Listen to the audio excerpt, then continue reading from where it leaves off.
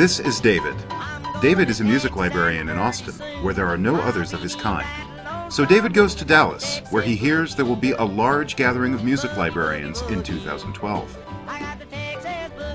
Dallas was founded in 1841 and has an estimated population of 1.3 million people. Its prominence arose from its historical importance as a center for the oil and cotton industries and its position along numerous railroad lines.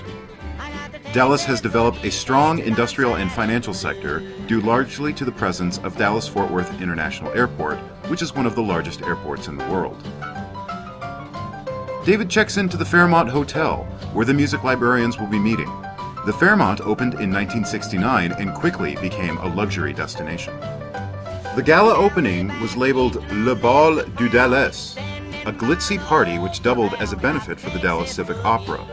The Arabian Nights theme was over the top, even by Dallas standards.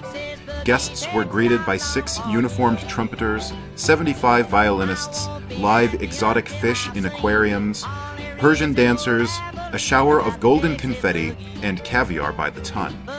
Dinner courses were served in parades, led by live gold and silver-clad baby elephants, each carrying a costumed woman who tossed fake gold nuggets pulled from cauldrons of steaming dry ice. Following the meal, the elephants reappeared, drawing a coach carrying singer Robert Goulet, who serenaded the guests. The Fairmont is in the heart of the famous Dallas Arts District, the only area in the world with buildings designed by 4 Pritzker Prize-winning architects in one contiguous block. David visits the I. M. Pei-designed Meyerson Symphony Center, home to the Dallas Symphony Orchestra, one of the 10 oldest orchestras in the country, as well as the Dallas Wind Symphony and a number of other musical groups from the area and visiting artists from around the world. During their stay in Dallas, David and his music librarian friends will attend a concert in this world-renowned hall, featuring the Dallas Symphony under the baton of their new conductor, Jaap van Zweden. David also visits the spectacular new Winspear Opera House. Since 1957, the Dallas Opera has been a history-making company. Its inaugural concert featured the American debut of legendary soprano Maria Callas. Subsequently, many international stars have made their debuts here, including Dame Joan Sutherland, Montserrat Caballé, John Vickers, and Placido Domingo, as well as designer-director Franco Zeffirelli. David then stops by the Wiley Theater, home of the Dallas Theater Center. Dallas is a city with a history of groundbreaking theatrical productions and projects, from the remarkable Dallas Little Theater of the 1920s and 30s through Margot Jones's fearless early promotion of her friend Tennessee Williams. David knows that some of his music librarian friends will want to venture outside of the Arts District and visit the DTC's original home, the Kalita Humphreys Theater, the only freestanding theater designed and built by Frank Lloyd Wright.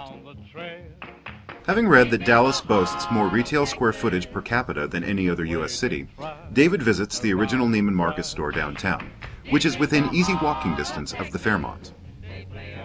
Another easy walk is the West End Historic District, the birthplace of Dallas itself.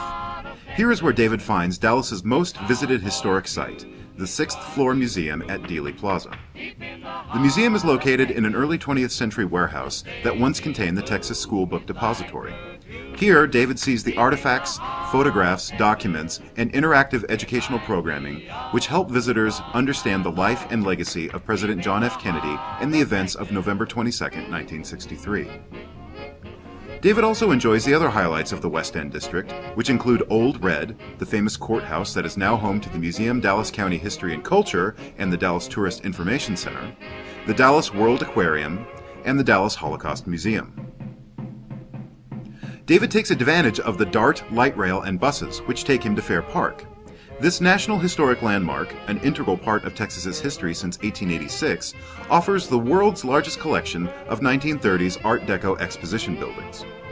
Fair Park hosts the country's largest state fair every year and is particularly known as the site of the 1936 Texas Centennial Celebration, as well as the first World's Fair to take place south of the Mason-Dixon line in the United States. The same DART train takes David to Deep Ellum, an arts and entertainment district that was developed in 1884. One building of particular interest is the Grand Temple of the Black Knights of Pythias, built in 1916 in the eclectic Beaux-Arts style. It was designed by Dallas's first African-American architect, William Sidney Pittman, who came here to make a name for himself away from the influence of his famous father-in-law, Booker T. Washington. The building stands as one of the few remaining non-religious structures in Dallas that was designed by an African-American architect. Deep Ellum is best known as the hotbed of Dallas jazz and blues. Artists such as Blind Lemon Jefferson, Robert Johnson, Lead Belly, and Bessie Smith played in Deep Ellum clubs like the Harlem and the Palace. To find jazz closer to the Fairmont, David visits the Dallas Museum of Art, which on Thursday nights features a Jazz in the Atrium series. Next to the DMA, David also sees the Nasher Sculpture Center, the first and only museum of its kind in the United States dedicated to modern sculptural art in all sizes and shapes. Like other buildings in the Arts District, the Nasher is itself a work of art, designed by renowned architect Renzo Piano to provide optimal light and to display works in the best possible setting. Exhilarated and worn out from his day of seeing Dallas, David gets dinner at one of the many fine restaurants located in the Arts District. Then he settles back into his hotel room at the Fairmont, takes one last look at the Dallas skyline, and catches an episode of classic television.